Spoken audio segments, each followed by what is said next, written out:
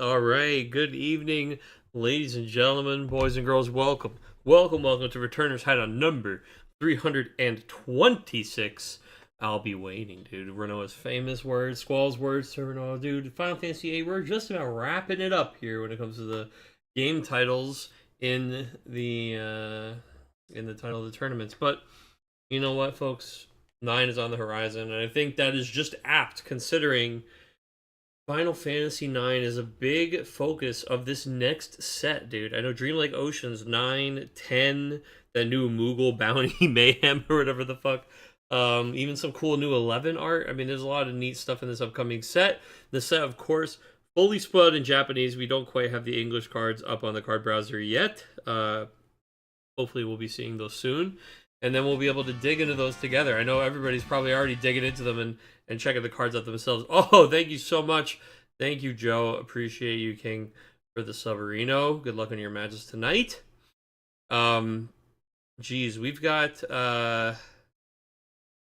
got 6 players tonight, given the last hurrah. So it's the last hurrah for the set, and the last hurrah for a couple of cards. Refia is about to see a restriction down to 1 copy. Tiro is about to say goodbye. Goodbye, Tiro. He's been EX bursting for us for years. All of 2020, we're going back to a pre-pandemic world and sending Tiro into the bin. Thank you, Greg. Thank you very much, Greg. Appreciate it.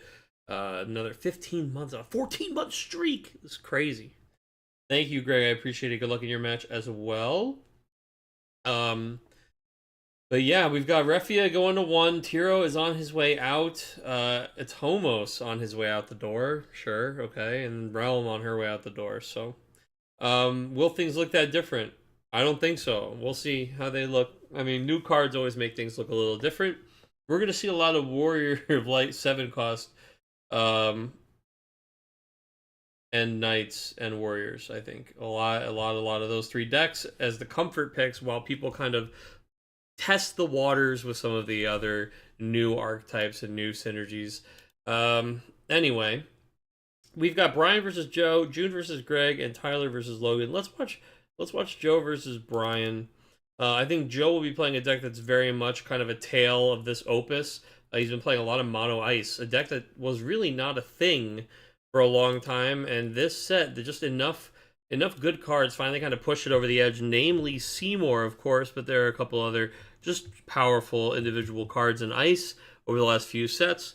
The Seymour is definitely the reason that people have been looking much more favorably at light blue cards this set. A mono Ice deck has been kind of kicking around. There's a couple different ways to play it, but I know Joe's been playing this Une version, and he might just be playing that tonight. Then, of course, across the table from him is a player who's about to have so many new toys to tinker with. We've got Brian playing almost certainly some Final Fantasy IV deck, although maybe he might just be giving Refia and Warrior of Lights its last hurrah. But Brian, known in these parts for playing Final Fantasy IV decks, and there are so many new Final Fantasy IV cards and synergies. I mean, the Final Fantasy IV fans are eating good in this set. So I think Brian is probably very excited to be playing with the new cards. Anyway, let's go ahead and get this game up on the screen for you guys. And let's jump into it. Not a whole lot going on. Not a lot of action this week. I expect it to be quiet around stream tonight. I expect it to, we got low players. I expect low viewers. I expect us to all just, everybody's kind of in sleepy mode waiting for the new set stuff to be able to play with it. I mean, especially once we see those new cards, the interest and the previous stuff just kind of drops off real fast. I don't blame people. I don't blame them. We don't have it ready to play on here yet, but I'm almost certain that by next week's event, we are going to be running the new set. So look forward to that. Chug-a-lug. Oh, goodness. I got to go get some water. Thank you, Tyler. Let me go. I'm going to fill up my mug here with some water. Move this crap off my desk. I got so much crap on my desk. You guys know the feeling, right? You know what it is? Pocopia stops me from doing fucking anything else. Anything else? Anybody in chat? So last week we briefly talked about it.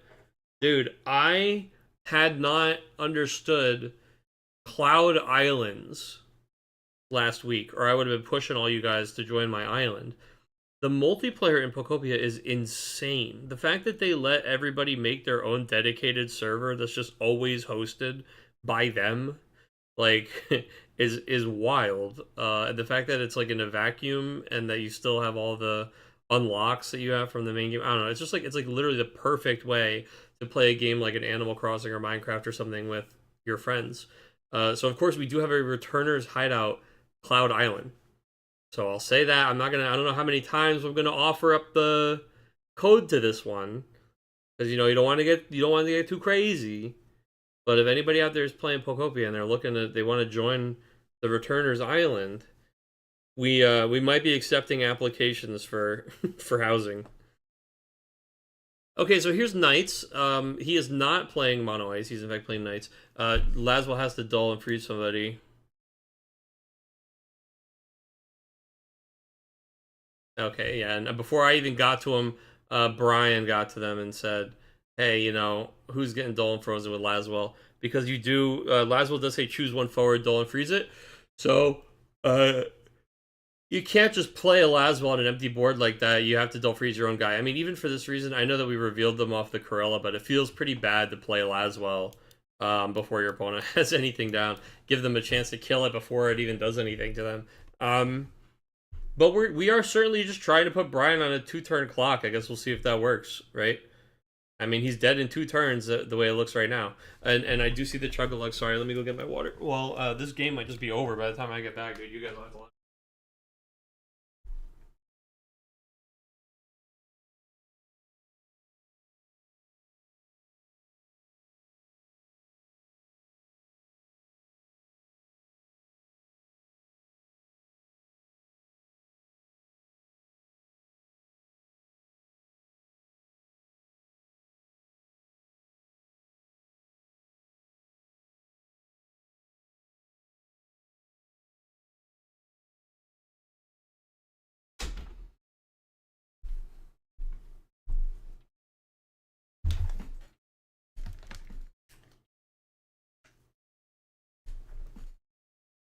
All right. To be fair, I took a big gulp on my way back to my desk. I'll take another gulp for you, Tyler. Mm. Mm-mm-mm. Okay, what happened here? Oh my goodness. We have like a whole bunch of Cecil stuff going on. It looks like double Cecil special and then Ramza. Okay, so and the Hooded Man.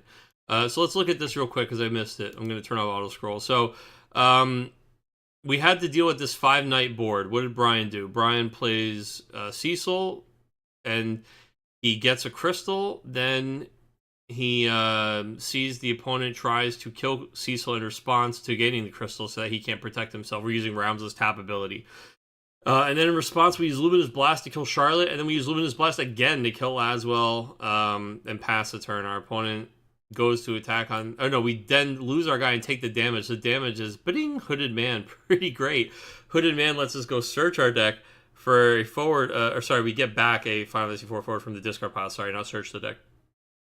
And we're going to get back the Earth Cecil, and then we're going to pitch that Cecil and the Zeromus to play Claris and search for King Tycoon added to our hand. So next turn we're hoping we draw a win card or something, and we could try to build from there. I think playing this right here is a little. I think playing this here is a little bit rough if you don't top deck like the playable stuff. I guess you have Vajradhara Wu, like worst case scenario, right? You have this and the green card in your hand. Um, Depending on what, and also Joe just did that big turn and went to nothing in hand, so he might just be attacking and passing this turn. He might not even. He's considering whether or not it's even a smart idea to attack. Watch that Tiro just do his thing one last time for us. So it's very interesting to see here. For those who've been halfway following the Afro Man case, the verdict is in. He's not liable. Afro Man? Liable for what, dude? Am I out of the loop?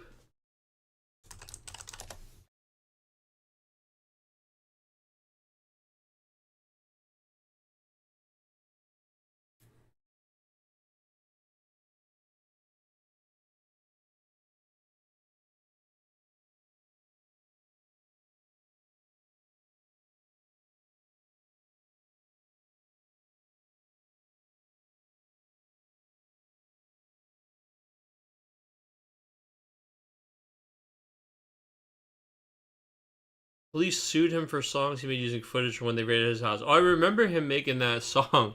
Did they sue him for that? And then he's not liable. Of course he's not liable.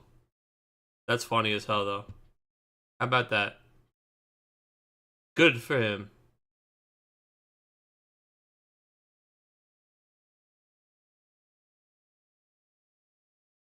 Shantoto?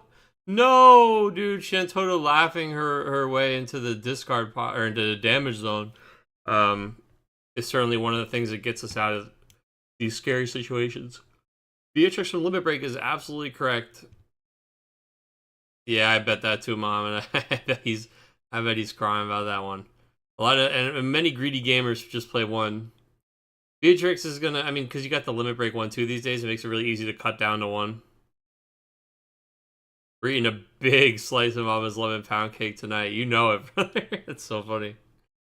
I bet any place like Nothing Bundt Cakes and all those kind of places that have lemon pound cake, if you know what's good for you, dude, you put that shit on sale tomorrow, and you'll sell like crazy.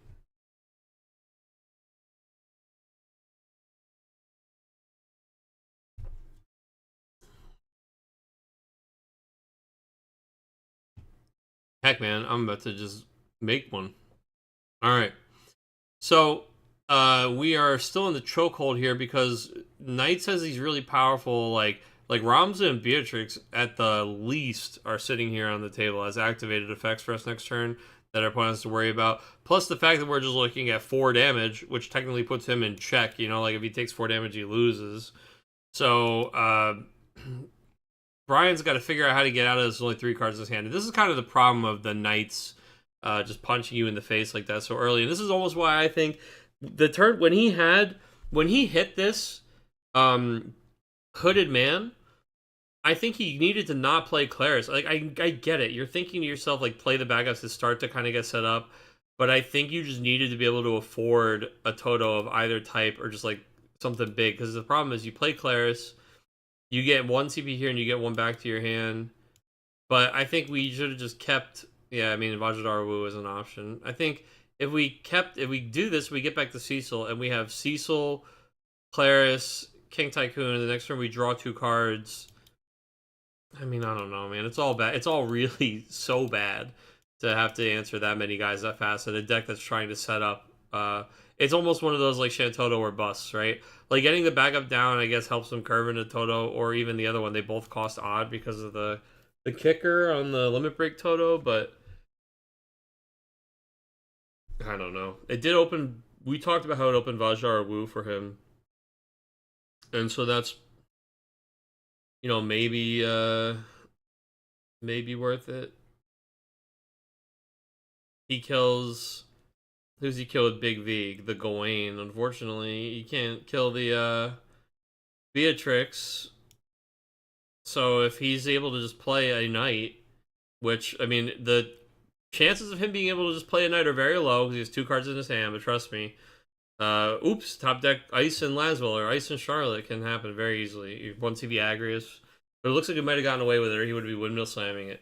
So he's pitching 2 cards and going to his limit break, where we're gonna have Leo, who is not a knight. Beatrix, when she attacks. Oh no, we have 3 or more knight forwards. Just kidding. Beatrix doesn't need 4 forwards, so we will kill Vajradhara Wu on attack. So why not just kill it with? Why not just fight Beatrix with Big V? Because he's gonna get killed by this, and isn't it better to block to get this off the table than Gawain? I mean, we're fucked, right? But we're picking at it because we can, and because we need to talk about something. But it's not looking good.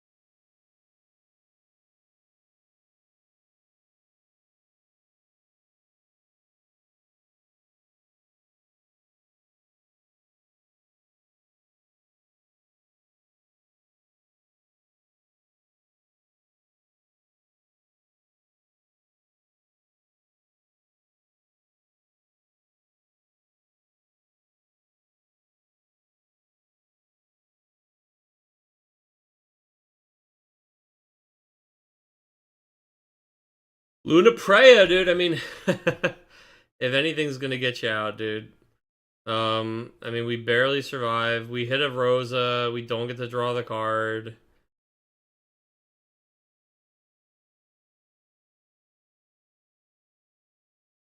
God.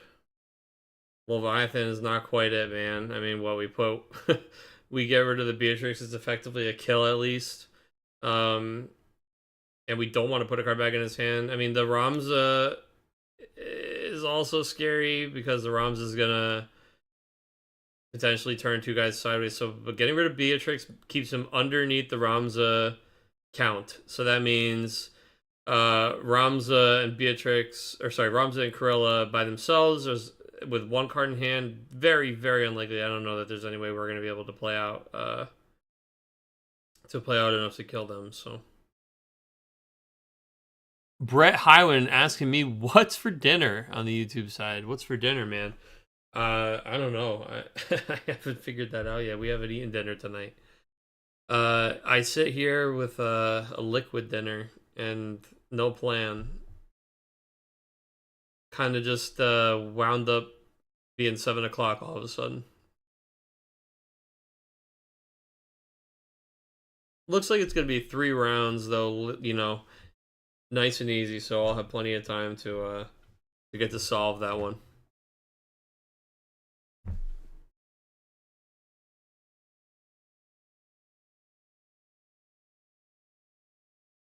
You could say beef. It's what's for dinner, dude. I mean, the edge isn't bad either. I mean, I didn't think we were gonna be able to play another card, but edge because of the alt cast cost. Sure. I mean, we've got some bodies. We can check the Leo. We're gonna die to Ramza and Crow just turning themselves sideways. I mean, we Leo chump one of them. We Luna chump one of them. Or maybe even edge chump it because we can keep replaying him more easily. Oh, we don't have any crystals. I don't know. Dude, it is so rough for Brian, and the only reason that he's not just like super dead is because Joe's also just been playing out his whole hand every turn. Where I think it like, oh man,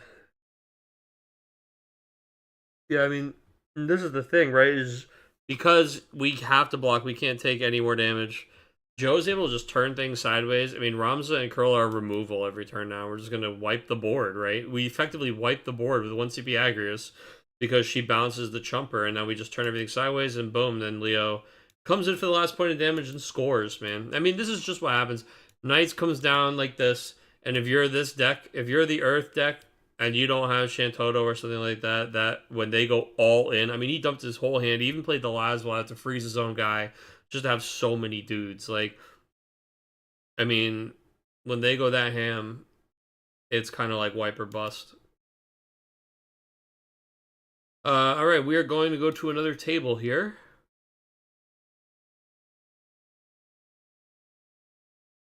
Man, I'm getting hungry now looking at that what's for dinner question. By the way, folks, I thought you might like to see this is our friend, our guy, Mr. Despachier, who's got a card in the new set upcoming. Got some original art. It's the homie.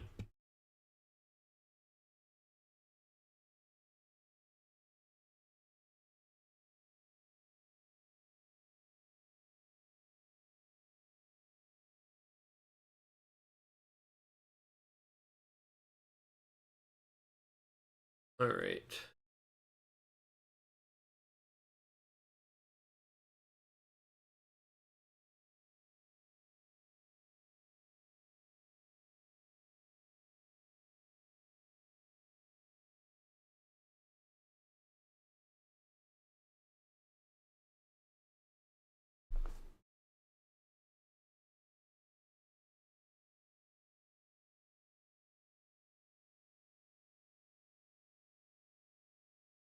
Seems like I needed something to talk about.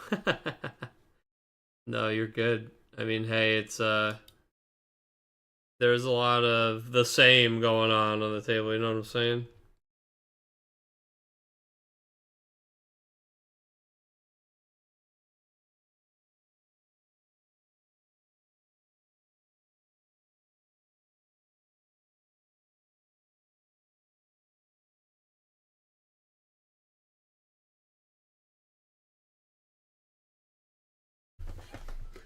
Oh, we're out here. Let's see. This is Scions. Of course, Greg is giving the Scions this set another spin before it changes once again. Let's get the game on the screen.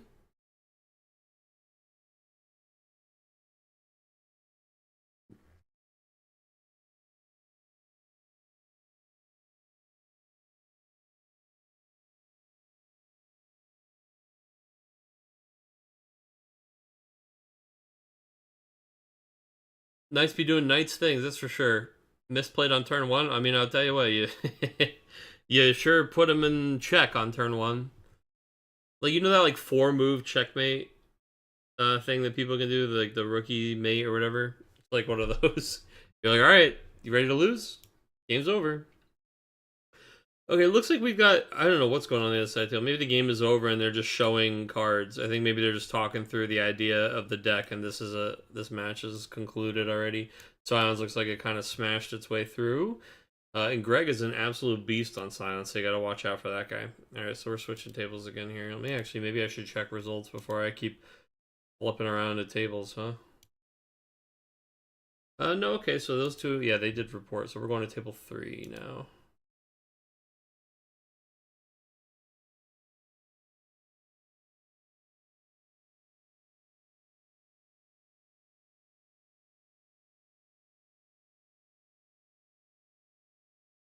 Oh, I found the ice gamers. I found the ice gamers.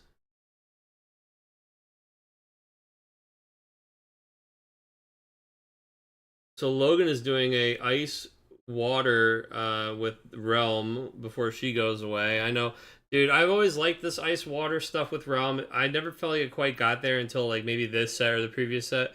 One of my locals, Dory, has been really tinkering hard with Flans for a long time, but really just been messing with this water ice kind of like 6 but monster angle for a while, and he's had a really good deck together.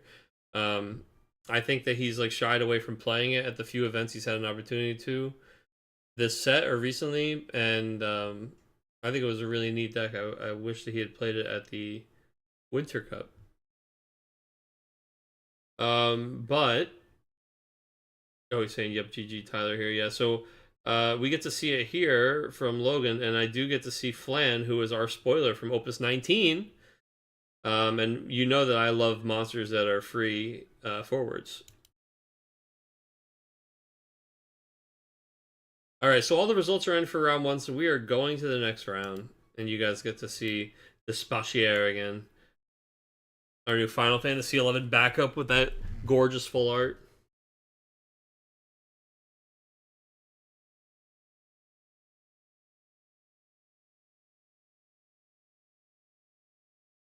Alrighty.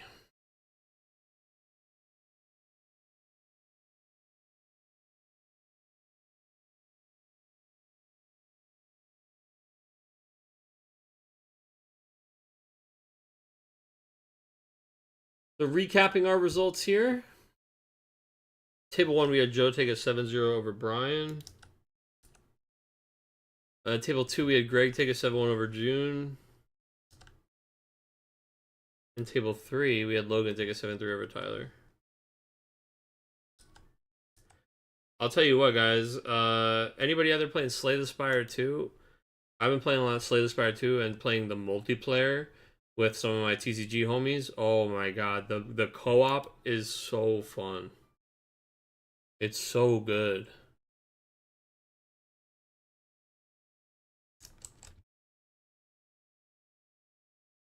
If you're wondering where the 2 is in Slay the Spire 2, it's the second player, bro.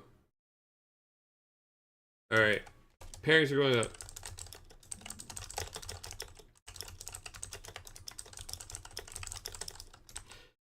Shameless plugging in. Anybody out there? Anybody playing Pocopia trying to get on the Returners Hideout Cloud Island, dude?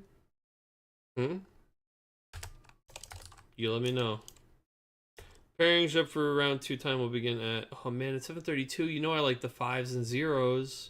We've only got 6 people tonight. We're kind of lean and moving quick, so I'll say 7:35, and we'll be called. No, now it's 7:33. See, dude, I get cold feet. You get a 7:40 and be called. We'll be called at 8:20.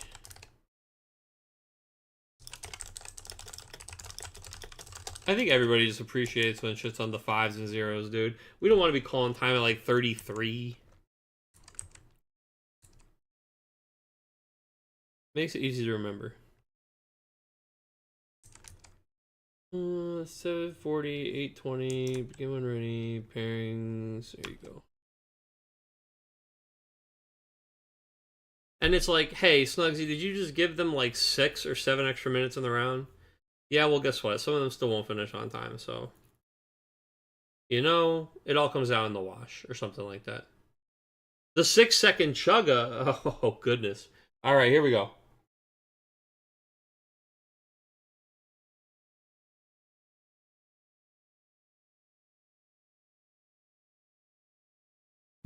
I don't know why I counted to 7, but you got an extra second there. Thank you. In fact, the 6-second chugga, a 7-second chugga, has almost drained my flask here. I gotta go re-up. I love sipping on this water, man.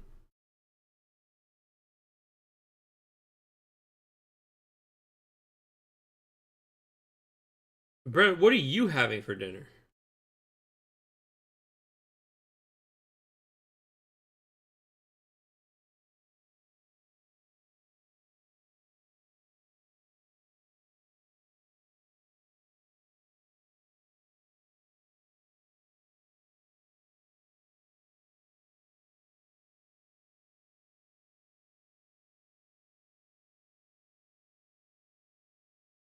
Oh shit, dude.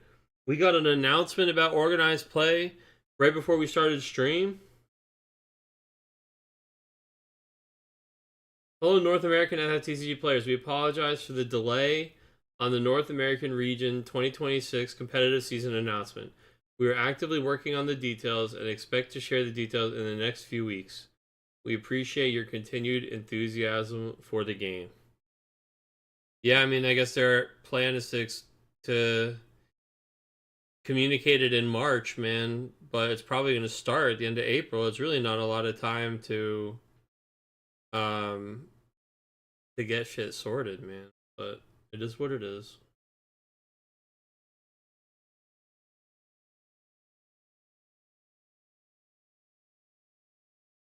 And Viridian's organized play should last longer than 5 or 6 months out of a year. Yeah, man, I agree with you. I remember being told by them years ago that it was normal for games to have an off season, and I said, not anymore. Not anymore. Not for like 10 years. It hasn't been normal for a game to have an off season. Every big game I know, even the small games, dude, they're firing year round. Year round, they're firing. A good point by Viridian, man. But the thing is, uh, I agree with him. I just the person who's in charge right now over there, they're probably drowning, man. They're just trying to get an extra bot, and it's really tough in the industry in general right now. Um, a lot of people are getting out of work, so they're cutting back over there too. So it's tough, man. It kind of is what it is, and I'm not saying that we should be happy with how it is. I agree that we should be complaining about it. We should be saying stuff online. We should be tweeting like that. Um, but I'm just measuring my expectations, or managing my expectations rather. I'm also measuring them, and they're low. Okay, table 1 is still waiting to start. Table 2 is cruising. That's Brian versus Greg. So let's give Brian another chance here because Knights didn't really give him time to play, and I think Greg's also playing this Scions deck. So these guys are going to give each other plenty of chances to set up. I assume Scions ends up being the beatdown here, but we have seen Brian do um, some early Cecils. So let's get this up on the screen and see what kind of game it will be. And it looks like a gentleman's game is the answer as we play a wind backup off of Claris.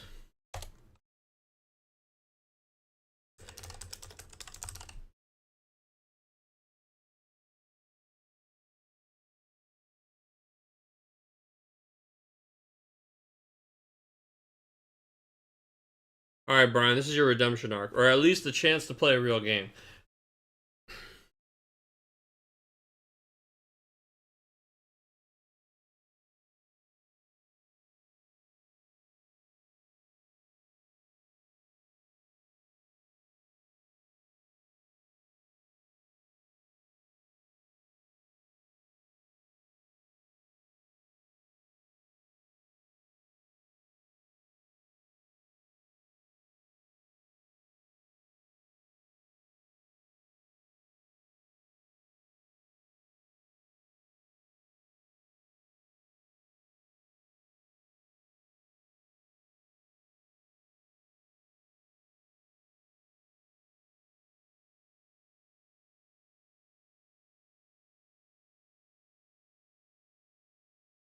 All right, so doing Scions things. No Scions yet, but yeah, there's Oral Jaw. There's the Alize. Okay, no Scions yet, and I spoke her into existence. Who do we have? Do we have a Graha? Nice. Graha Tia is here. We're gonna. So we are definitely the aggro or the beatdown here, as we said for Greg. Graha is gonna go and get another Scion forward. Estinian's not a bad pick because we get to attack and add a card back to our hand here. We are paying 4.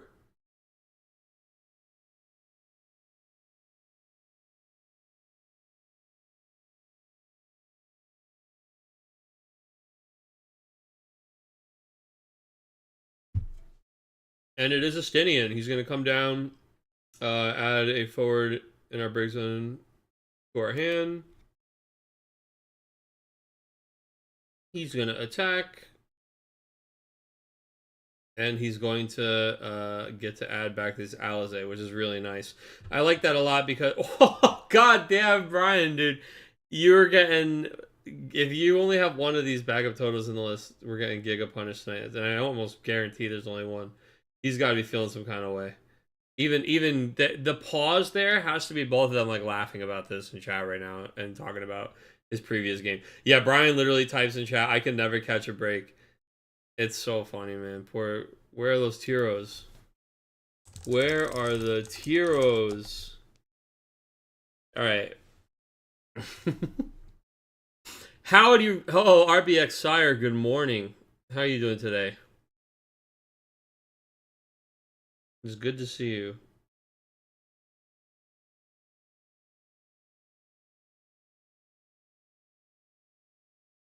Matoya coming down here. We're gonna probably choose to wipe the forwards.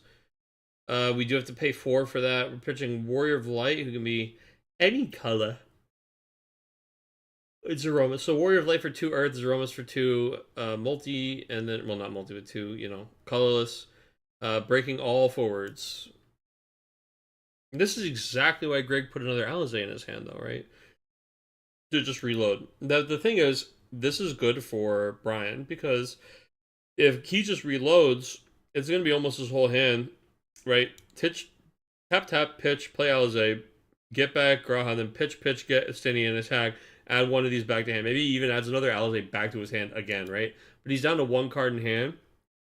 Brian just builds a little bit more, takes licks for a turn, and then he completely can stabilize behind 4 or 5 backups with a decent number of cards in hand. So we'll see how this goes. Here comes the Alize. Let's see what we do off of her here.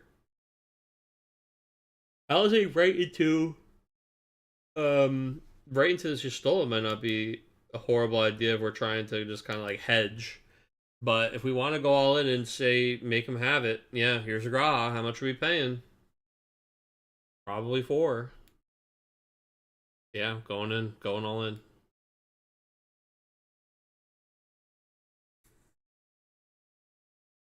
This is where if you hit any EXs, I mean, at least you draw the cards off Lena, so it's not so bad, but it's gonna feel bad. We're gonna add an Alize back to hand. It's just that easy for Scions, man. It's just that easy. The little Alize chain. The Alize plays the Graha, plays the Estinian, gets back Alize. Rinse and repeat. Zeromus is gonna go to damage. Again, another one, another time we've seen it go to damage twice. Brian would really like to get this in one of these games, I'm sure. Although the biggest thing we have to worry about is going to be the Y'shtola, who's got the S that doesn't really target anybody at all, so maybe not the best guy to play in this matchup. I don't really know that I like this card, but I mean, here's the problem with cards like that. I lied. I said I don't know that I like this card. I lied. I know that I don't like this card. I don't like this card. I think that a card like this is a card where you just kind of hope that it gets to be useful. And that's not really up to you. It's kind of up to your opponent. I don't like cards that the effectiveness is determined by my opponent. Lunafreya. I mean, sometimes it's gonna one card him. I get it. Like sometimes it's really powerful. I get it. And sometimes they just have that one thing that you didn't think about. That's a board wide, non-targetable AK, and you paid 4 CP for nothing, like a literal black belt. So I don't know. He's got big black belt energy, in my opinion.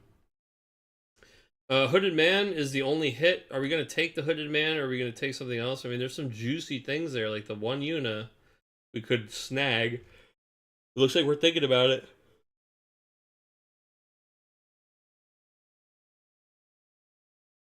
I think that's tough, man. Because if he's looking at limit break, he's thinking, what else can he do this turn? I think he's trying to see if he can get the 4 forwards with the Yuna, but I don't know. If he has a water card in his hand, he maybe could. He can get the Yuna. He can tap pitch, get Leo. No, I don't think. I still don't think he can. I don't know that he can afford it unless he's got two CP forwards to play, like Yuna and another. Like if he has Yuna and Forum, but then again, I don't think he has the right colors in that situation. So it might just be Hooded Man. Man, it's consistent, and I know that we're excited about the Yuna. We see the Yuna, and yeah, I think we're landing on the same conclusion because Hooded Man. We get Hooded Man into our hand, and we get a 4 guy back to our hand from the discard pile, and Greg drawing his card off of Lena there. Thank you, Greg.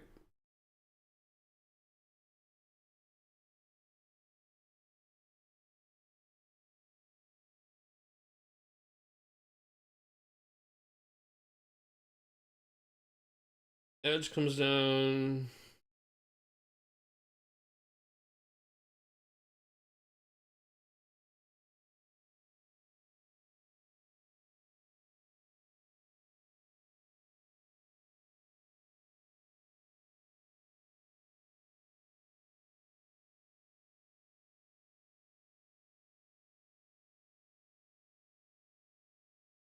Okay, well, we played Edge. We removed some cards from the break zone, or yeah, we removed cards from the break zone from the game, and I mean, we really just kind of Edge is just kind of sitting there. I mean, we got 2 whatever cards, and thankfully Greg's put a couple. You're supposed to discard pile, but my man's looking if he gets Zaro, whatever the fuck this guy, Zoral Ja, or he gets a Y'shtola. I mean, we're just chilling, man. Things are looking very scary. He gets the Y'shtola, attack with Estinian, get back Y'shtola. Oh, we're actually going for a limit break, Tomberry and Cactar here. Choosing an active forward of 3 or less and breaking it. There goes Edge.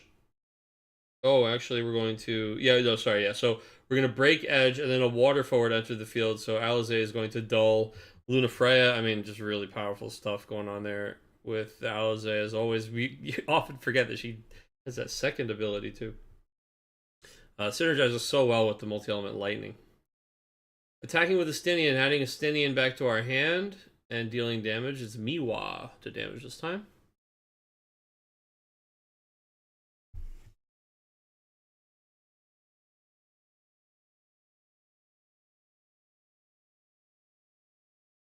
Graha is going to convert as well. So Rosa EX happens, but there's no Cecil to draw a card. Thornton EX. I'll tell you what, dude. All these Rosas have been so, like, almost every single Rosa is mid, except the one that they got rid of. My man, Brian, he desperately needs to, he just needs this new Rosa. The one that just came out in the new set. Oh my goodness. It's going to be so good for him.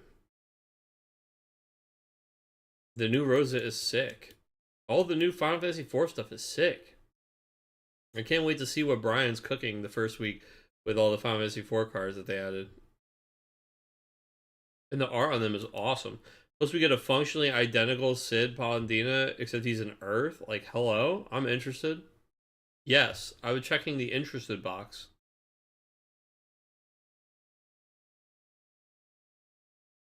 Oh, dude, I see my man Matt Rice, dude. Rice, I see you over there jamming whatever you're jamming. I'll be there soon. Oh, he's playing Deadlock, dude. He's gaming. He got a taste yesterday.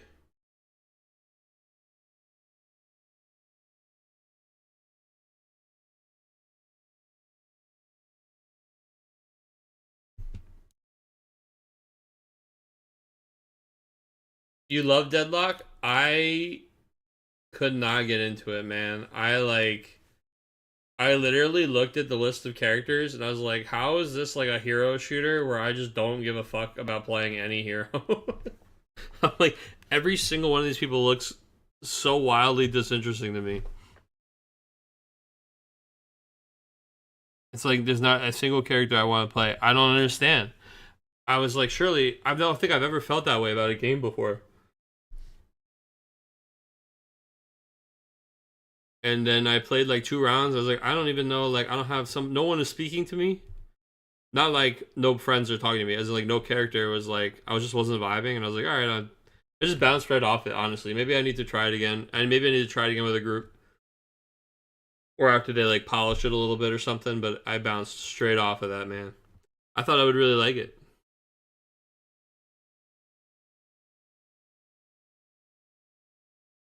You missed Battleborn? I never played Battleborn.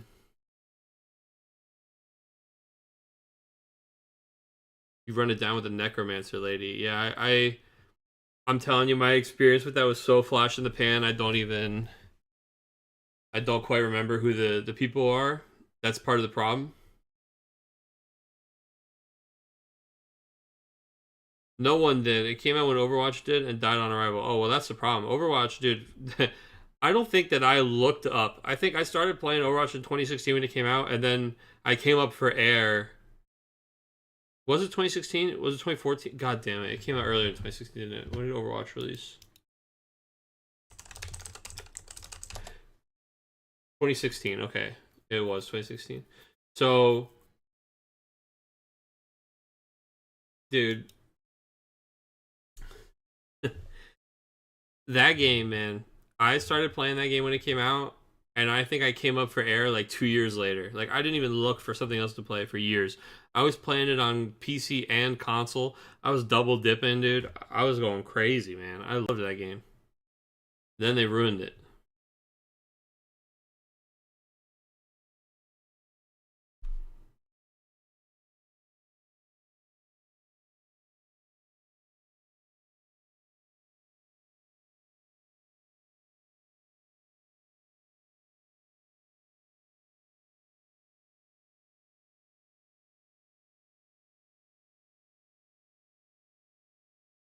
Still addicted to Overwatch. Yeah, look, man.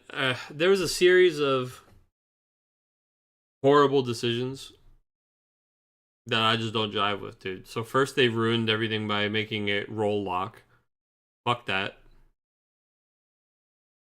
Then they ruined everything again when they went to Overwatch 2 by making it 5v5 instead of 6v6.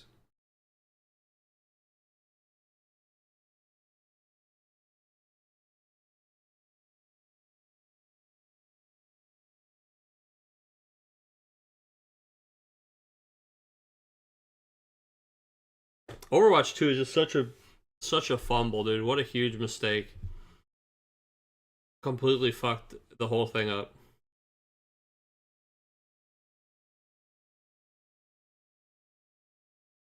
Overwatch loot boxes were based, dude. They weren't a problem. Getting rid of them actually ruined everything. The simple reward loop for just playing the game, gone.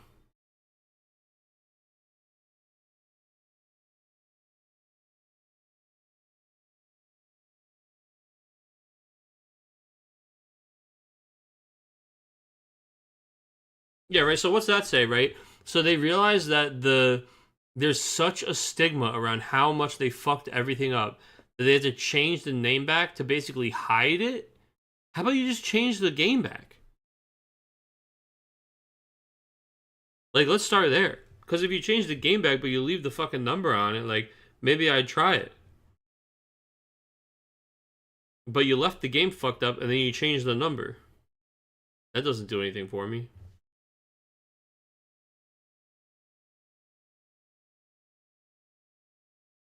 I need loot boxes. I need the main mode to not have roll lock. Not there's an option on the side. No, no, no, no, no. Everybody just plays the main thing. I need main ranked to not have roll queue. And I need 6v6. And then we can start the conversation.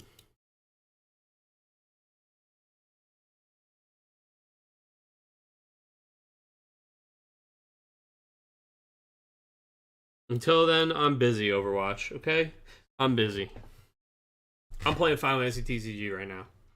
Well, not really. I'm watching Final Fantasy TCG right now, but...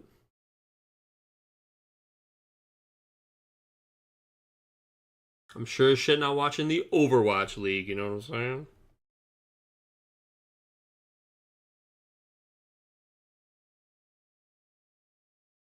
Alright, so we're attacking with Grahatia. Looks like we blocked with Lunafreya. Then we're going to snap Cecil off and bring out Light Cecil. And I think we're going to choose to drop Grahatia's power by the difference between his power and Lunafreya's power, which will be 3k.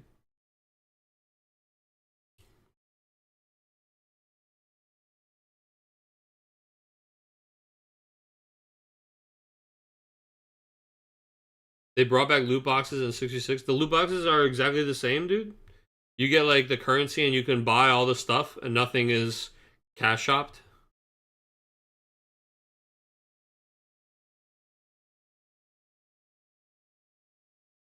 Nothing is locked behind cash shop. Is that what I'm hearing? Because that's great if that's true. Yeah, exactly. So they didn't really bring back loot boxes. They're pandering.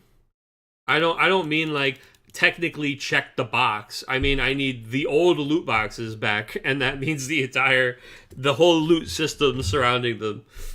You know? That's like that doesn't count. Anyway, we are dead. So Scions does it again. As we talk about Overwatch. I would definitely not come back to the game. Oh, don't worry. Don't worry. I wasn't. You didn't have to convince me. Unfortunately, I can't imagine a world where I would reinstall the game, especially after what they did to Papa Jeff, dude. Now you want to talk about trying the Legend of California? Let's spin it up. Let's spin it up. All right, this is done. God, this is a between week, isn't it? I should have made it title or something this week. I fucked up. That's my bad. I've just been all distracted with, honestly, I'm gonna be honest, Pokopia. Okay. Slay the Spire 2. Okay. They put XD Gale of Darkness on. What are they doing? What is Pokemon doing? They need to slow down. I don't have all this time. They put Fire Red out, and I wanted to play Fire Red. Then a week later, oh, it gets cut off by Pokopia. Okay, now we're playing that, and then boom, they drop XD Gale of Darkness today. Like, guys, I'm trying to finish my plate. Stop. Why? Just space it out. Give that to me later, dude. What am I made of? Free time? All right, table 2 and 3 are done. Table 1 is still going? Holy, dude. Knights is getting stuffed. All right, let's go to table 1. Let's switch. Let's switch. Let's switch. Let's switch. Let's switch. Let's switch. Let's switch. Let's switch. Let's switch. Happy Wednesday. I don't know why I just like reloaded all of your YouTube chats. That's weird.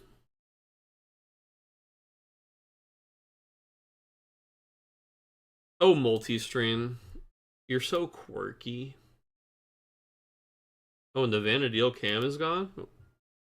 What happened? There it is.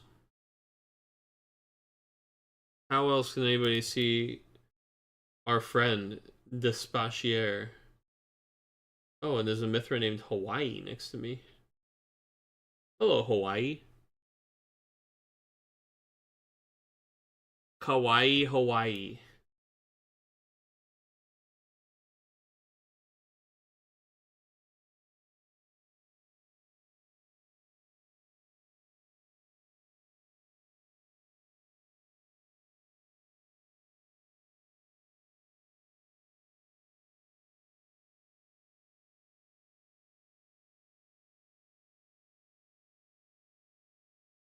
Yep. That is what happens.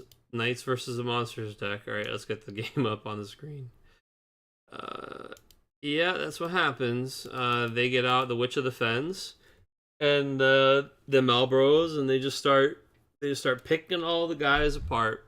Yeah, looks like we are about to lock it down here behind a Kuja, a Witch, a Tomos. It's like almost a shame we didn't take one more damage. We got a Flan that's gonna help us get more Flans.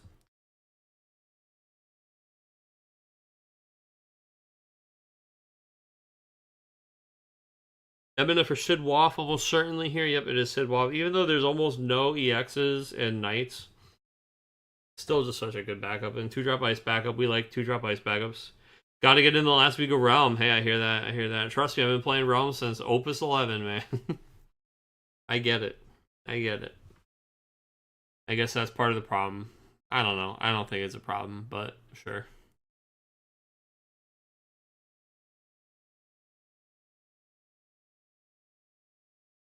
Hell yeah, Flan. Doing Flan things. The Flan clan. Flan's kind of got that moth slasher thing going on where you go get more Flans when it dies.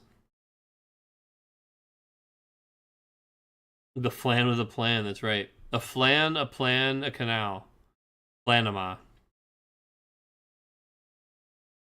Or I guess Panafla. Panafa. Panafla. This is a good joke, I swear.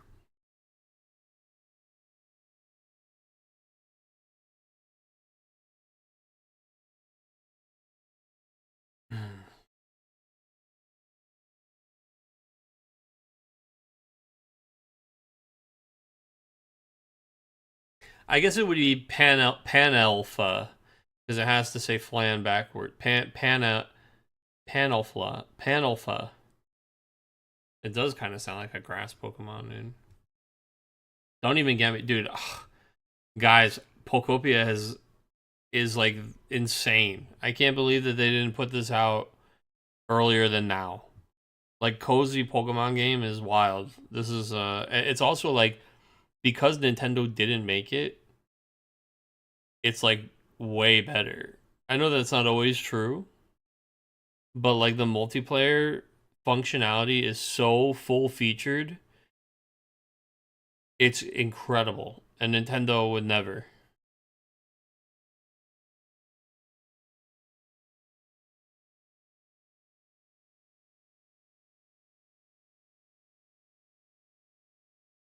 I wonder how long they're gonna host these cloud servers for, man, honestly. I mean, it's got to be a good long time, but this game has such an insane tail. People are going to be playing this game forever.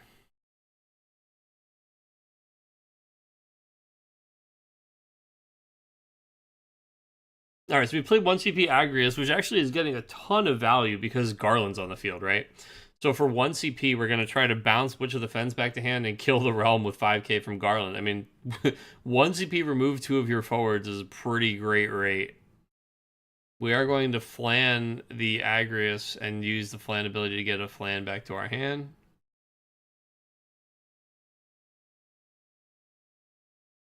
I saw something that was saying people are bringing electrodes and blowing up people's islands. Oh, I didn't even know electrode could explode, dude. I didn't even know he did that. But also, people can't come to my island unless I tell them to, right? Unless I invite them. But that's wild. That's wild.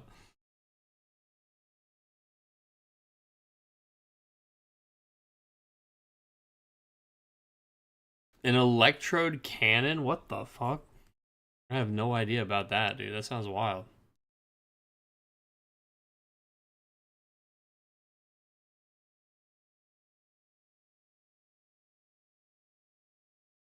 Well, see, now that you say that, I'm not giving any of you guys my Cloud Island code.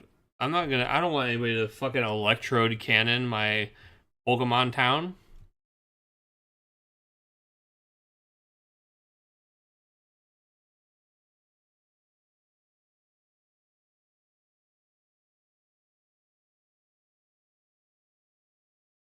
I've been sitting right here at my desk and playing it too. It's so bad. Because I just do it through the capture card. So I like sit here with with Streamlabs open, but just playing Pokopia. Sounds like when I used to build chicken cannons in Minecraft in my friends' bases in high school. There you go.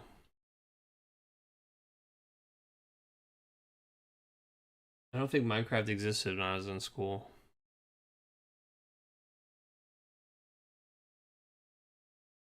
In fact, I'm certain it didn't.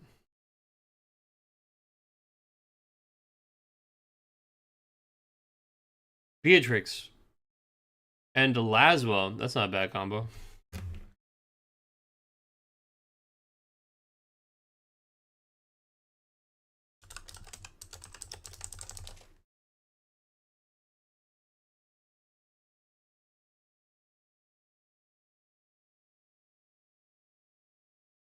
Okay, man. I mean, whew, boy, things are turning Knight's favor now. Unfortunately, the onesie be aggros, the Garland sticking and the onesie be aggros is kind of nasty. If we had had a Marlboro down, that would have been nice. We would have been able to like kill him and kill her for free, but we catch some of the flans and they kill like the little weenies. We lose the witch back to our hand, and now the opponent plays out. We get to Renoa the Corilla. We get to play Beatrix and Laswell. Now we did stop knights from attacking this turn, so we won't have to discard. Laswell is triggering and choosing his freeze targets.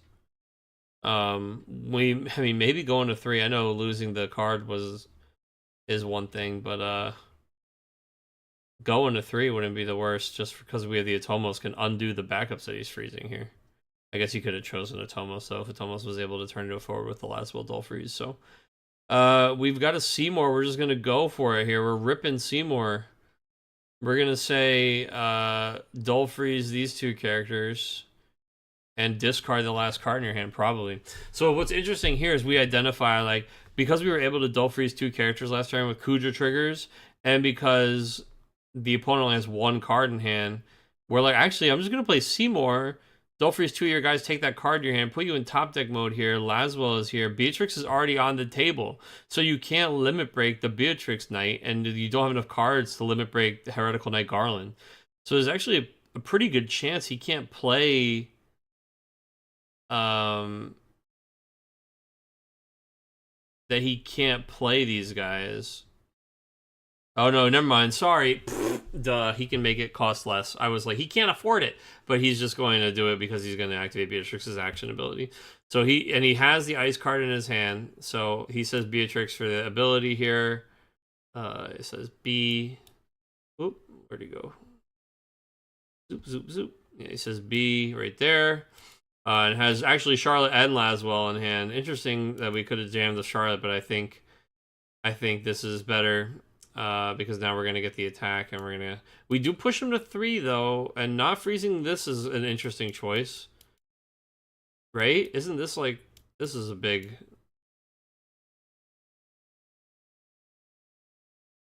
I get that you don't want this guy to attack, but this just kind of undoes it all, right? What did we do with the witch there?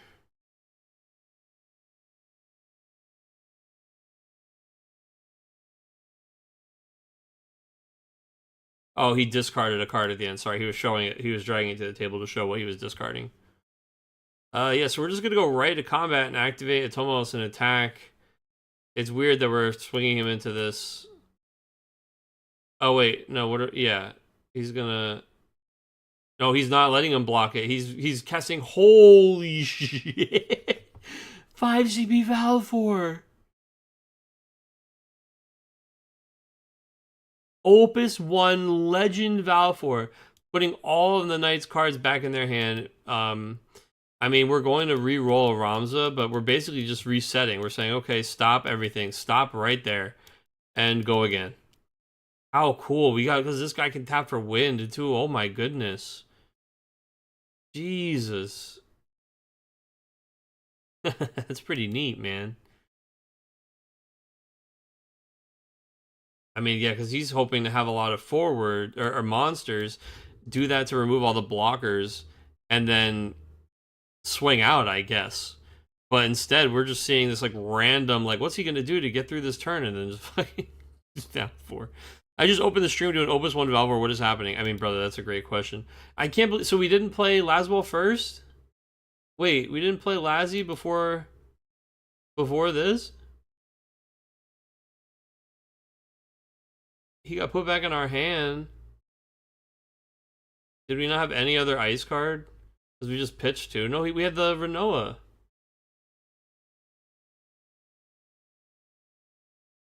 I don't know, man. That's got me a little scratching. That's got me scratching.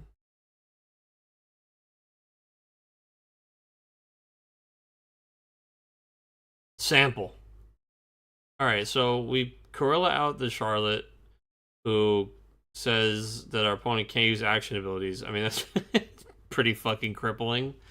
We're going to now Renoa the Corilla. Okay, and then Corilla's gonna look at the top 5 again, and maybe we get Laswell and a friend here, although yeah, there he is, the third Laswell. And Steiner. So wow, we got lucky there. Laswell and Steiner come out here.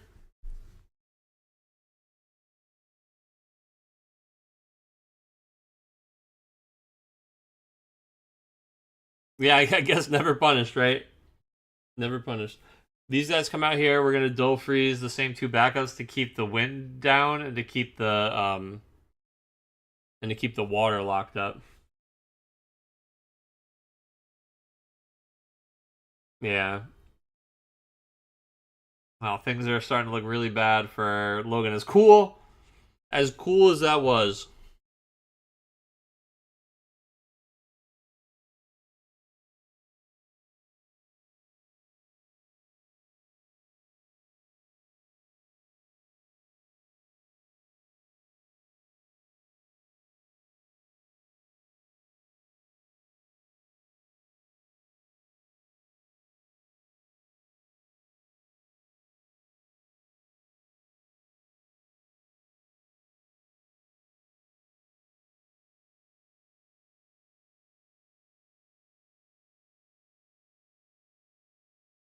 Oh, and he has to discard because the freaking Laswell was there.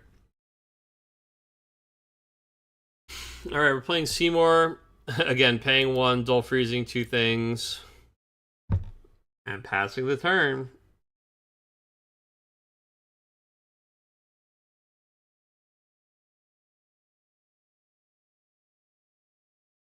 The problem is we have to win the game, man.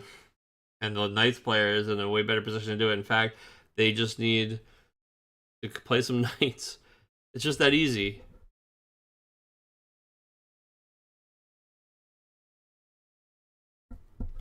Pretty much for the next turn or 2, it's just going to be, yeah, we play Beatrix, Limit Break, we dull freeze, Seymour. Oh, sorry, how many cards left in their decks? I got to drag this little guy up there. 18 and 21, so there's still plenty of game left. I mean, the game's going to be over before we get there.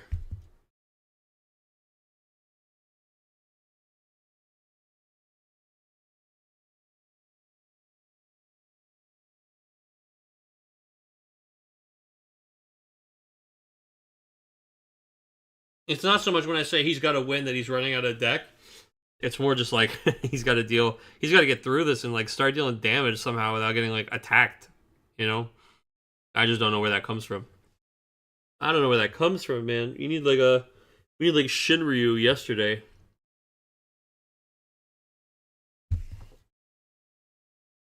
I mean, water ice. You're just not gonna have a board wipe unless you're doing. Unless you've got your own Renoa flicker on. I mean, the old one, dude. It's funny because I say, "Oh, water ice isn't gonna have a board wipe." This is one of the old decks that had one of the most famous board wipes, dude. You got the old Renoa, and God, what the heck was it called? The Genesis Avatar. That was it. He's got the 5CP Valfor. Well, he used that one once already. That's true. He does have the Valfor. He can maybe Valfor again. The problem is Valforing over and over again also is the kind of thing that only works when you're winning. Or have a plan to win. Victoria to snap the Laswell off to at least make it so that she can probably block, but I think, guys, I think it's over because if we don't do anything about the Beatrix, we attack with Beatrix, we just kill one of these.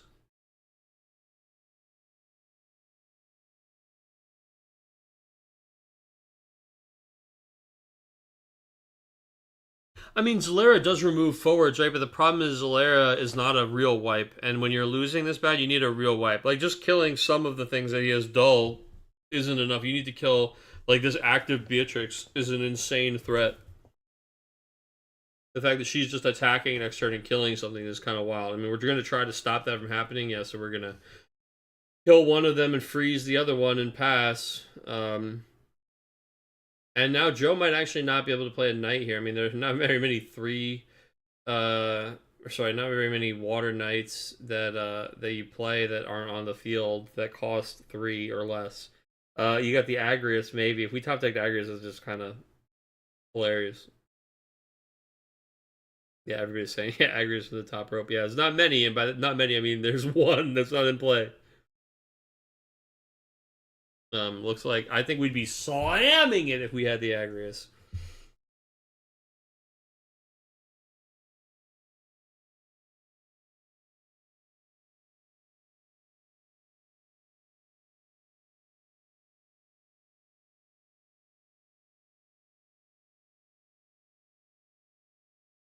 All this stuff. Flan getting around the Charlotte is a chef's kiss.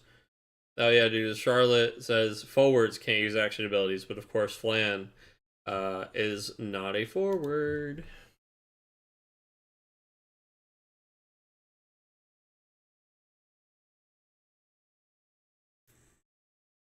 Ice water monsters for sure. We had Realm and Flans here hanging out with us earlier. We have 5CP Valvors in here somewhere. But yeah, it was a monster focus here. We did all the we cashed in all the Flans. We used all the Witch of the Fences. And unfortunately, we still are fighting the good fight.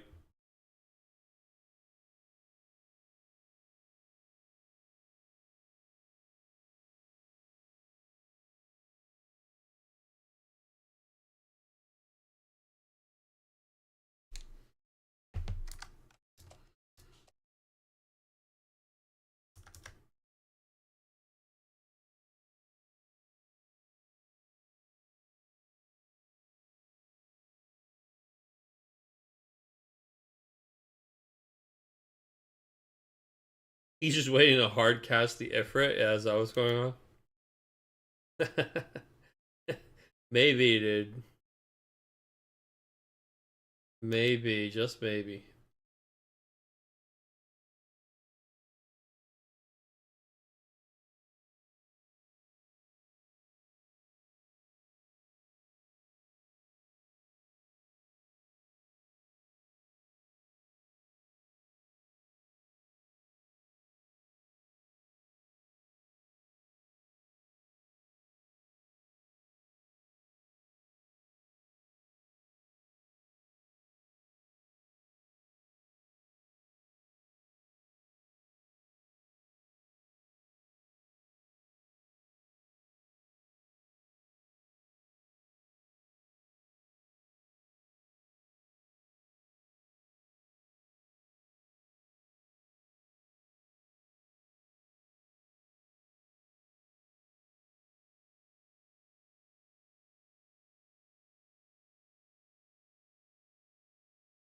%, he's holding up another Valfor to save him. I mean, yeah, he's just got the pocket Valfor, dude, ready to save the day. I mean, we've survived.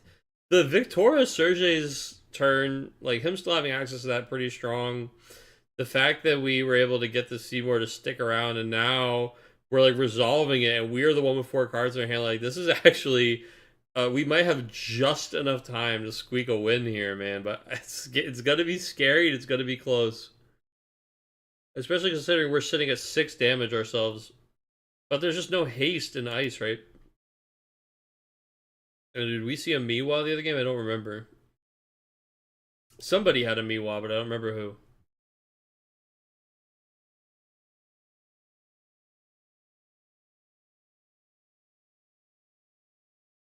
And yeah, if Joe has Ifrit, I mean, pretty strong way to win. And he does have the Clive. And I only see one Ifrit in discard. Tricky because there's all those 7s, but they're Ramses. So yeah, it could just be the old Ifrit slam.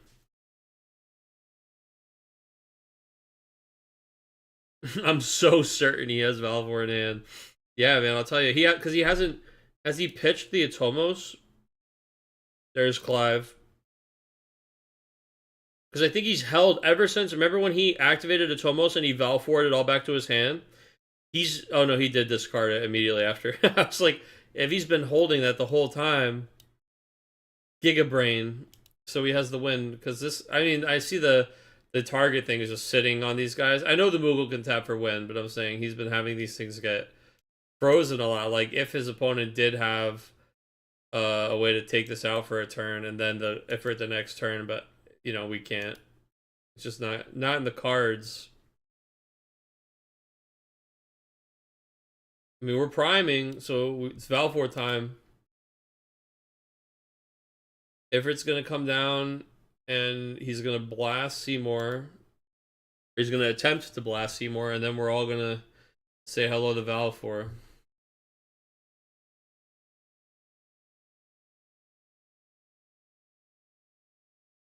There it is. And that's time and round, actually. Even with their extra time. It's turn 0 now, man. So they've had a 45-minute round. And one of these guys is playing Knights, and yet here we are. And you know why? Because of Opus 1 Legend Valford. I love this game, man. I love Eternal type formats too. Like, God, it's so fun. It's so fun that this guy just played fucking Opus 1 Valfor. You just need to attack without priming. Yeah, like leave the Ifrit in the deck and then force the Valfor in just the attack phase. Doesn't even have to pay for it.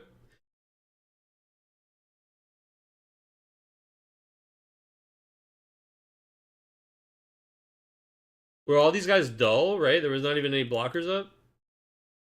Or no, we had one up.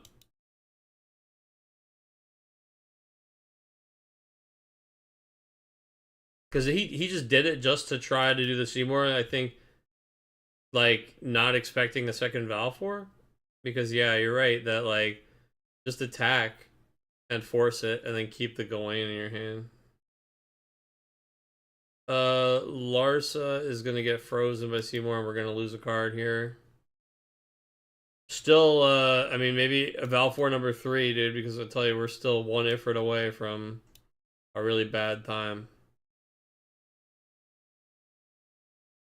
It's the kind of card that if you're playing that Valfor, you play 3 of them. Well, yeah, now we're close to deck out, and again, you know, we're still having trouble seeking that.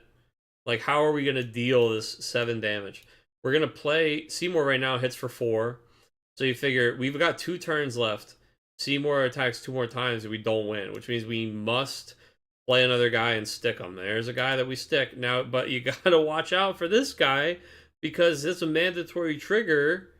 And if your opponent plays a guy and forces your draw, you lose a turn here. I mean, like, this is terrifying. You could potentially lose to a mandatory draw trigger. I mean, he's got 5 cards in deck, so he can afford 1. But I don't know. I guess you have to. You have to play it forward. So if this is who we've got, this is who we've got. We must play another forward, and even hopefully another forward. But no, it's Gimme Cat. But maybe, um, oh, we're gonna use Gimme Cat right now. We're both gonna discard a card. So we're trying to take his uh, we're trying to take his options away and stick these two guys for the last few damage.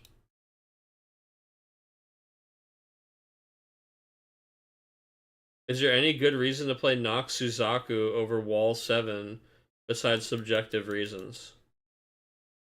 Um, I mean, they're very similar. I think Nox Suzaku is um it kind of attacks at a slightly different angle, so it can be more explosive. I think it can get going a little. I mean, not that Wall 7 can't be, and I'm gonna say it can get going quicker. Not that Wall 7 can't. But I mean, it's probably just that they're very similar play styles and archetypes and kind of, I guess, seasoning to taste. I mean, they both have some pros and cons, but they are strong for similar reasons. So I mean, I would say probably primarily some subjective reasons. It's exciting and new, and Wall 7 we've been playing for however long. I mean, we're about to see more Wall 7 stuff as well. I guess Nox also, it depends on what kind of answers you expect your opponents are playing a lot of, like if they can interact with one more than the other. Right, because like Nox Suzaku happens in end phase.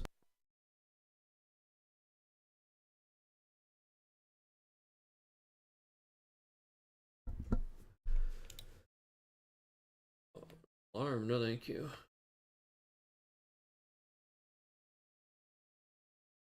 So when Nox Suzaku, you play the Nox Suzaku, right? And they can't respond to it with like with anything like why am I trying to think Atomos is not the word.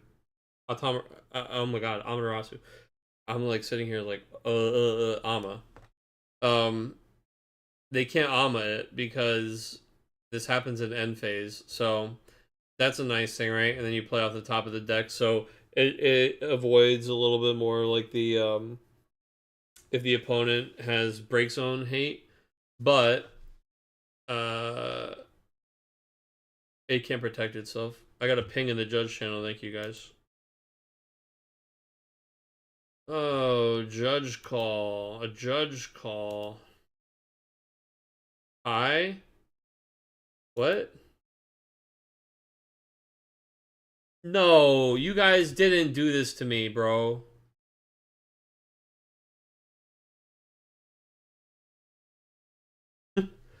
There is no such thing as a tie in TCG, and you. No, you did not tie. There's no such thing as a tie.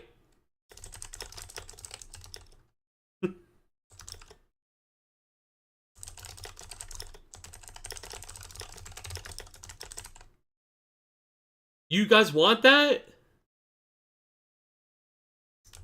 All right. Okay. I mean, sure. Okay. I guess. I strongly urge you to reconsider, and I'll pretend I didn't see that there, but I will randomly state that there is no such thing as a tie in MTCG.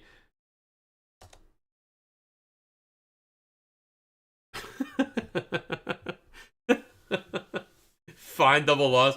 I mean, if that's how you got, if that's what we're saying, dude. Technically, if this was not my weekly that I run, and you guys say, uh, you know that in an event, I can't even give you the opportunity to walk it back. I understand. Okay, heard. Please report the DL. I mean, he's like, you didn't beat me. You're not getting that fucking W. See you later, bro. God damn. Okay, so what was that? Was table 1? Did the pair down win it? Table 2? What kind of fresh hell am I looking at? Hi. Okay. Uh. All right. Well, let's pair the next round. Question mark. We're taking double losses here, folks. I mean, I guess think the games are made up and the points don't matter or whatever, but I'll say it here because this is my own private personal soapbox to say whatever I want on. But don't ever be that guy in a tournament. Never ever take a DL in a tournament. Ever. Don't be that guy. Even if your opponent is being a huge asshole. Alright, it's better for you, always, to have a real result. I know that sounds crazy sometimes. Alright, we're gonna go to... In this scenario, obviously, I guess it's not better for you because, you know, there's no such thing as a tiebreaker. Well, there is, actually. We might be running into a situation where that matters. I guess we'll have to find out. Let's see what happened. Oh, actually, we are going into a situation where it matters because... Oh, no, that's... Hold on. Did I get it backwards? Is Greg versus Brian... And Brian didn't get it. No, okay, never mind. We're fine. We're chilling. Greg's like sitting there, like, no. It doesn't matter. I'm chilling. All right, 7-0 for Greg. A double loss for these guys at table 1 and table 3. Tyler 7-0 over June. Okay, so I think it even doesn't matter if you lose, Greg, because of the double loss. I think even if you lose this round, you win. Because that's the beauty of a double loss. We took a double loss. Yeah, apparently. Yeah, I mean, yes, we did. I don't want to harp on it. I'm not trying to, like... Yeah. Oh, yes. Alright. Even if you lose, like I'd ever. Alright, brother. Oh, pairings are going up.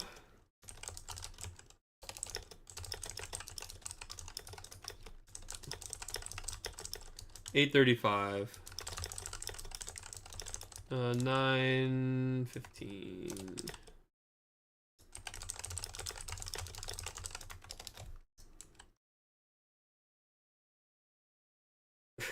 Oh my god, dude.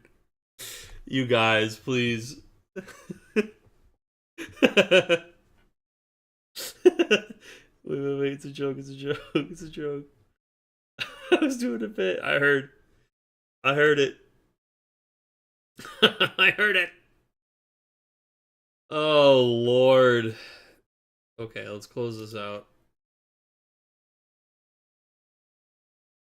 Pairings are up. It's Logan versus Greg, so we get to see a little bit more of the monster deck, and we get to see some Scions. And that's how we're going to close out this set, guys. I mean, what do we think? What did we think about this set, this meta? How did you guys feel about it? You know, I think the big guy, this set, the big standout was Seymour became a thing. So, like, Ice started to be a deck that was around and performing, but I don't think that it was, like, it didn't feel unfair or, like, annoying. It felt like it was, like, it felt like it was properly tuned. It was good. It was good in a way that it was supposed to be good. The ways to kind of play against it were pretty obvious. But not easy, and I think there's a really good spot for a pushed legend like that to help elevate an element like Ice. Wide open meta, yeah, I think it was a lot of fun. Obviously, I got to play some weird stuff, and I'm sure some of you guys got to play some weird stuff as well. Whether it was at Locals or Winter Cup or wherever else. It was an off-season, so, you know, it was a quieter set. We usually don't get to explore this one very much. This set was no different. I feel like, you know, we started and stopped with messing with some Seymour stuff. Final Fantasy VIII actually had a really strong showing this set, which was nice for that deck and those Final Fantasy VIII fans. I think Final Fantasy VIII doesn't get a lot of attention in the TCG recently, and at least certainly has not been super good. So the Fujin Raijin, like, dredge stuff, I guess it's not really like dredge, but I know people kind of said like that, but that like discard yourself, like play those guys from the discard stuff was really popular and strong for a while, so that was cool. It was cool though that, like, the proper cast of Final Fantasy VIII, like just jamming the Final Fantasy VIII characters on the table together worked for a while. Brian, brother, amazing that these weekly events are still going strong. Tell me about it. I've told these guys that as long as 4 people plus keep signing up, and people keep watching, I'll keep the lights on. And damn it if they don't hold me to it, man. We've been doing this since 2019, all the way through COVID. I know you remember. Yeah, we're still doing the thing, man. We're here. Brand new set for this TCG is coming out. This weekend is pre-releases, so next week we have the new set. So it's a little quieter this week because we're playing with the last week of an old meta, kind of. That's what we're talking about right now, is seeing how people feel about the last few months. But we're going into the competitive season. We've got a new set coming out next week, so next week's tournament's probably going to be popping, man. We're going to have a lot of tables going, a lot of people hanging out. But yeah, thank you guys. I mean, hey, we're still doing it through Octagon. Still the absolute best place to do it for FFTCG. You know, doing the thing, preaching the good gospel. We have church every Wednesday, 7 EST. So thanks for stopping by, man. It's good. It's good to see that you're still hanging in there and checking stuff out.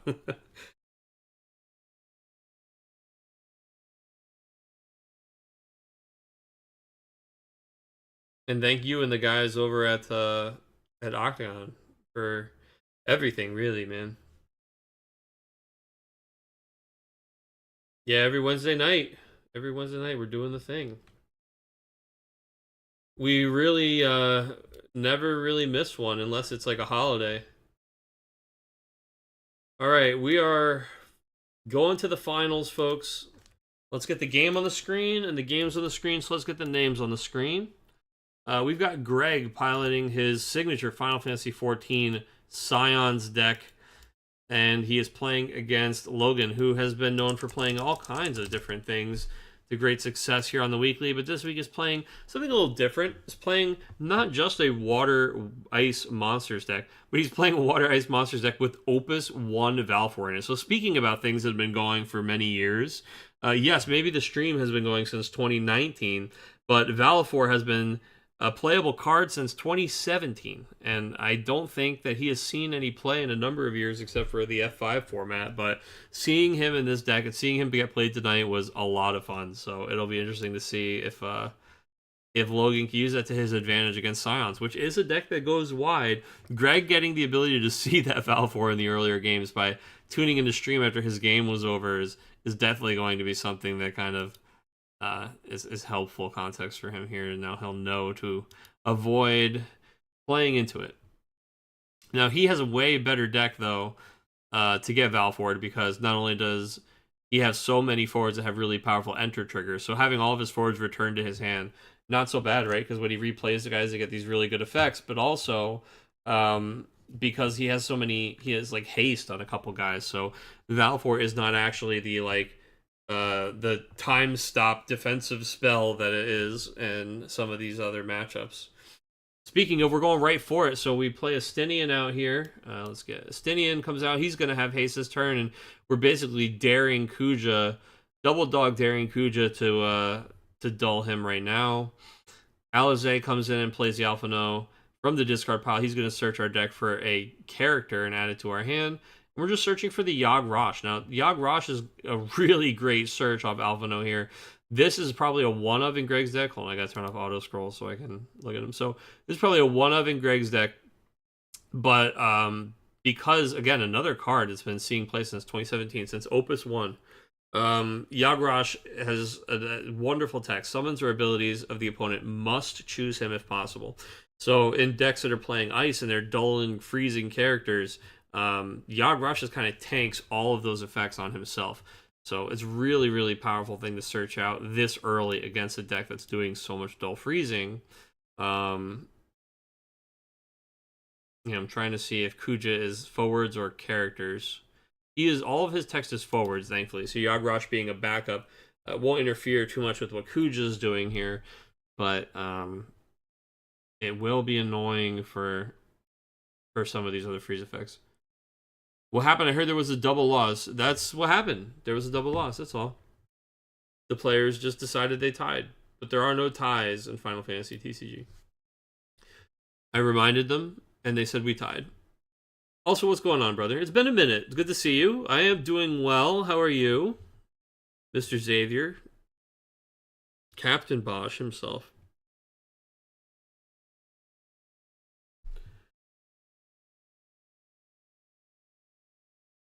So Alphino gets bounced back to hand by Sahagin. It's pretty strong. Sahagin here actually putting the Alphino back in hand is great because Alphino is off color. Right? So the only way Alphino sees play in this deck is when he comes in off of Graha or off Alize. So putting him back in hand is good because he's kind of like he has to be used as colorless CP to pay for part of something else. So it's not really great to have him in your hand by himself because you can't play him. Been doing long-term substitute teaching gigs. That's awesome, man. I didn't know you did any teaching. What kind of substitute teaching we do? What kind of subjects we teaching? Final Fantasy TCG 101, Sky Piracy.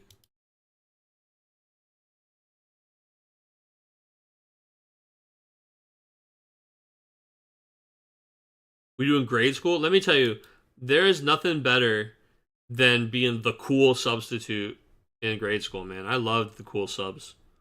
Teach me to be the ultimate king. What is going on, brother? Good to see you today. Speaking of the ultimate king, dude, yeah, I see a crown right next to your name there. That's a Prime Gaming crown, but still. A crown nonetheless. Oh, we've got arrows flying all over the place. Lunafreya comes in. Before that trigger happens, looks like Kuja is going to dull Estinian, and we also had to assign Alize's. Sorry. Lunafreya comes in, triggers Alize and Lunafreya. We stack Lunafreya on the bottom, Alize on top, target Kuja to dull. That does trigger Kuja. Oh, maybe we just did it to the realm. Because Kuja, if he got targeted, he should have froze or something. So I think we targeted the realm.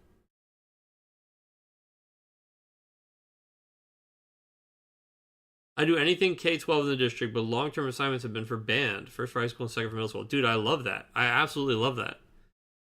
There was many years of my life when I thought that I wanted to be like a music teacher.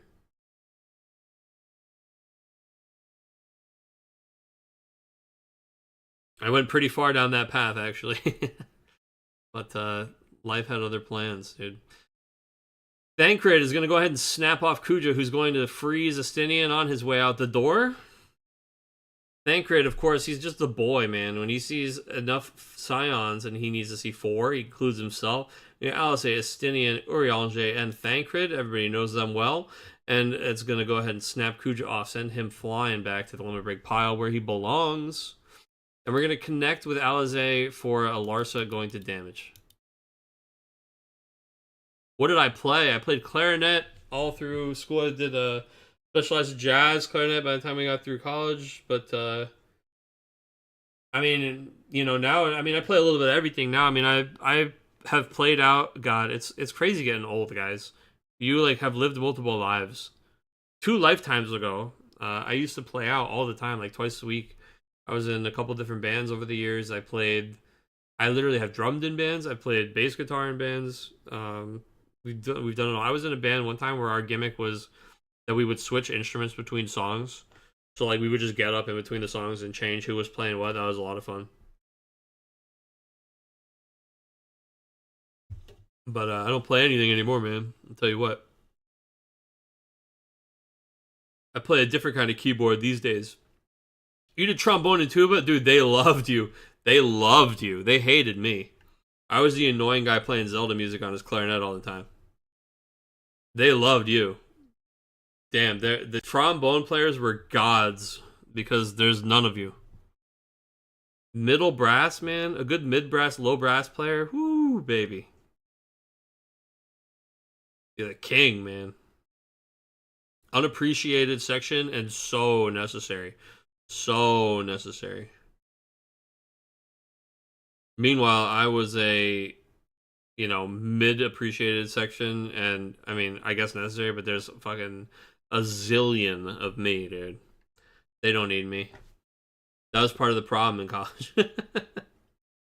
They don't need me. All right. Oh, we got the lock limit bringing. Dude, I missed the City of Final Fantasy Opera Omnia so much, and these fucking seeing Locke here and thinking about how my boy had a perfect build and I can never play him again. Oh my god, it breaks my heart. When Locke enters the field, choose a forward opponent controls, return it to its owner's hand. Okay, so we do that whole thing again. When the opponent forward is returned from the field to its owner's hand, they discard a card. So, What did we return and what did we discard? I missed that, so let's go take a look. We returned the... We didn't return anything, did we? Plays lock.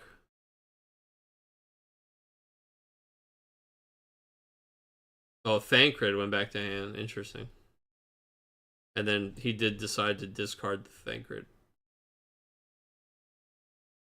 Well, we're just going to play another Thancred. That's why I said interesting. Because I was like, huh, well, Thancred's a really good card to replay. Why not the Luna Freya that's going to just get deleted when you play it? He didn't Luna Freya the turn after it, did he? No, it was already on the field.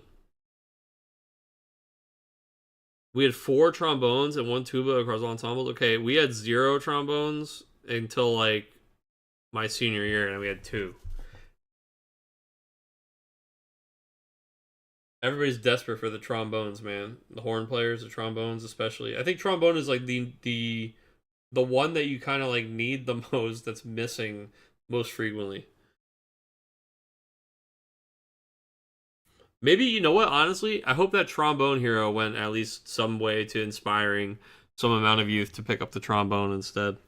I know that sounds silly, but it's probably very true.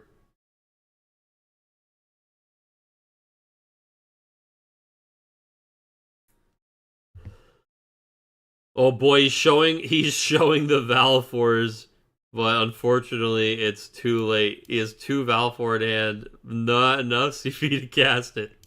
Oh, and Greg connects with Scions. I mean, Scions, look, here's the thing. This Estinian and Alize were played on the first turn, man. He developed them early. He just kept the pressure on early, started punching in the face. Logan didn't get to any kind of witch combo.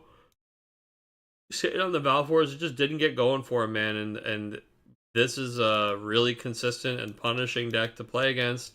And, I mean, from turn 1, we saw the Moogle, and then just kind of like, that was it for backups from our man. It is definitely difficult. I mean, we didn't even have to play down the Agrash because instead we hit the gas and our opponent kind of gave us the green light. So, exactly, 2 witches of damage is basically the green light. And we just kind of cruise across the finish line there and totally dodge the Valfours, which is nice. So, congratulations to Greg for winning it this week. And that's it. That's a wrap on the new set, or the last set. Getting ready for the new set. All in all, I enjoyed this set. I think it was fun. I think there was a lot of viable things to play. I thought Seymour was a much needed shot in the arm for ice archetypes, and I love how much ice we've actually seen this set. I just like how diverse it's been. I'm pretty sure I've watched and cast games of every single mono element this set. In fact, the rarest one might be mono earth. Isn't that wild to think about? Like the deck of all the mono elements, the one that we may have seen the least of this set was mono earth. Because we saw like Logan was crushing it with mono lightning. We actually saw a couple of people try mono lightning. We had a few mono wind nights, the usual. Lots of, mono water had a resurgence on mono water monsters this set. I mean, mono fire, of course, was represented. That's been pretty popular. Still is pretty popular. Yeah, mono earth, weirdly enough, and mono ice was everywhere. So, interesting. Anyway, guys, who's going to be the Moogle Bounty Mayhem player? Who's going to be the Final Fantasy IV player? I think we know. Who's going to be messing with 10? Who knows, dude? We've got all kinds of crazy things to explore next week. Final Fantasy 9. I see, dude, I know Greg's trying to play those Final Fantasy 9 cards. We've got all kinds of cool things to try out next week. I'm hoping that we get the cards posted. The fact that they posted to the Twitter today, I think they know they're kind of behind the 8 ball. The fact that they didn't sync up the post for the English cards with the Japanese cards is, I think the Japanese people were like, we're just going, dude. We can't wait any longer. So I'm hoping that all shakes out this week. We get the English scans. We get the plugin. We're able to play the new set next week. If something goes wrong and we're not able to play the new set by next week, everybody, we will be doing a bonus week. We'll be doing title or something like that next week while we wait for the new cards to roll in. But otherwise, I hope that we're playing Dreamlike Oceans next week. And I think that's that. Thank you so much to everybody for tuning in tonight. I know this was kind of a quicker one tonight, but we're in the between. So we kind of knew it was going to be that way. F10, dude. Maybe we do something wacky. Maybe we do something wild. I'll let you guys. If we do something weird, I'll let you guys vote on it. That's for sure. F10. The motion is heard. We will put forth the motion if we end up doing a funsies week. So I think if we don't see English card browser by the end of this week, I'll probably put up a poll and we'll see what we can do.